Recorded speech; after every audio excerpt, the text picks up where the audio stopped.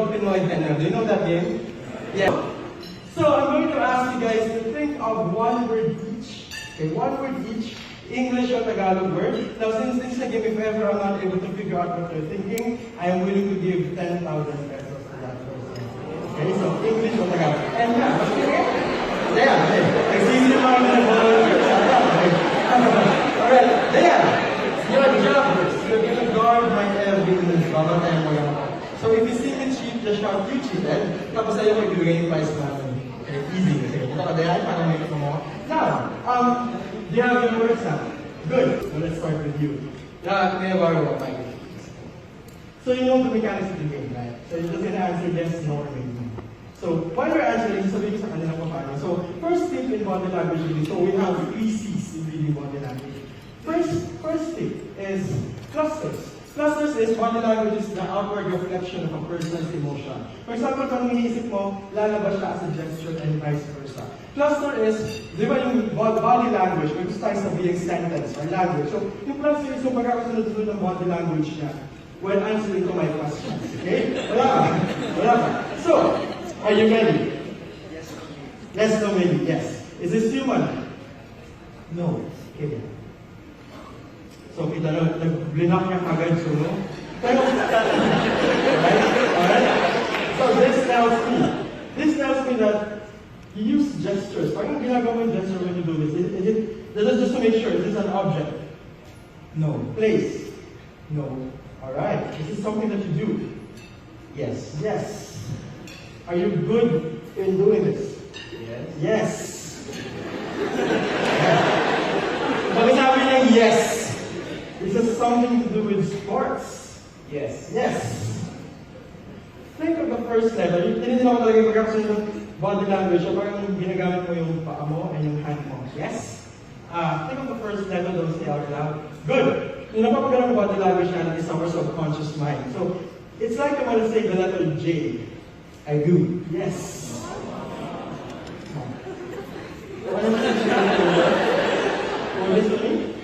Don't say out loud, pero just think of your word over and over again.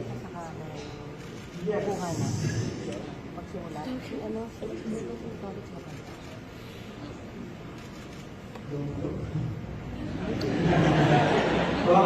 Now, don't show them that. When I say show it to them, since this is a game show, kapakita mo sa kanila tapos kiteng-bateng. Alright. For the first time loud and clear, what is the word? Comment. Judo. Judo. Please show them. Yes!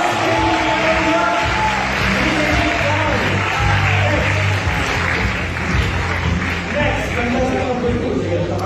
are you ready? Not sure. Okay. So, from 10,000, let's make this 20,000 for you. Now, second C is called congruence. Congruence is, kung ano yung sinasabi mo, dapat congruence sa ginagalaw mo. For example, tinanong mo yung boyfriend mo, girlfriend mo, honey, do you love me? Yes, I love you so much. Yung tama yung mali, yung congruence. So, my challenge for you is, I'm gonna ask questions and you may lie if you want to. Okay? Good. Is this human? Place? Thing? No. Let's go back to the 10,000. Do you have this? No. A place? No. No. Okay, good. You see, thank you so much for saying more. Okay, yeah, maybe. Okay, good. She's telling the truth. Kasi, yung sabi niya maybe, nagalaw siya, yun yung natawag ng congruence.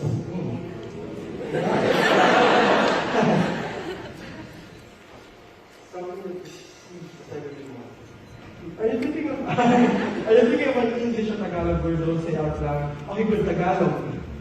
Think of the first letter. M.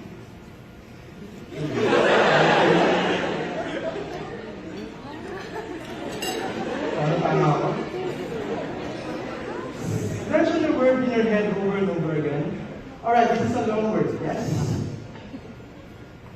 Think of the last letter. But then think of a Tagalog word, yes? Yes.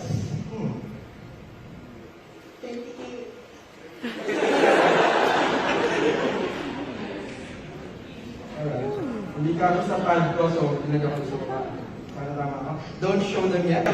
For the first time now, here's the mic. What is the word? Malikhain. Malikhain. Please show them. Yes! Thank you very much.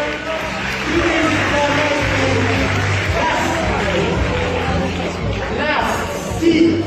Last T is called context. Okay, context. You should read in context of the situation. So, hindi pwede ganyan siya, ibig sabihin naka-block siya sa akin.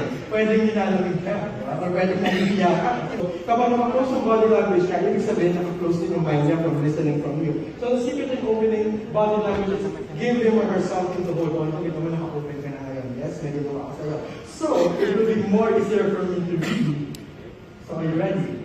So, for 30, 40,000. Now, I'm going to challenge myself. So since kumakasayan level, I'm going to ask you questions, but I want you to answer only in your head.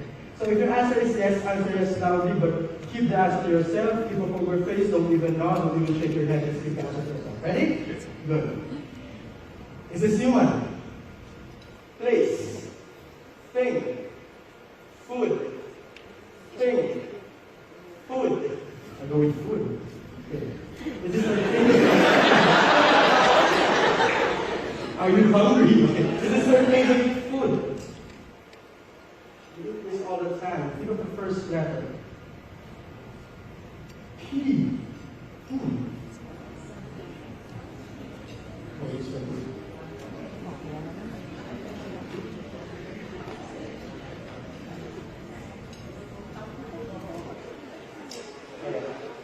So for how much? 40,000. Okay. So ipapakita ko muna sa inyo kung ano yung sunod ko, but don't read out loud para may suspense ng konti. Close your eyes. Look. Yun ko ito yung nasa gitna. Can you read this? Good.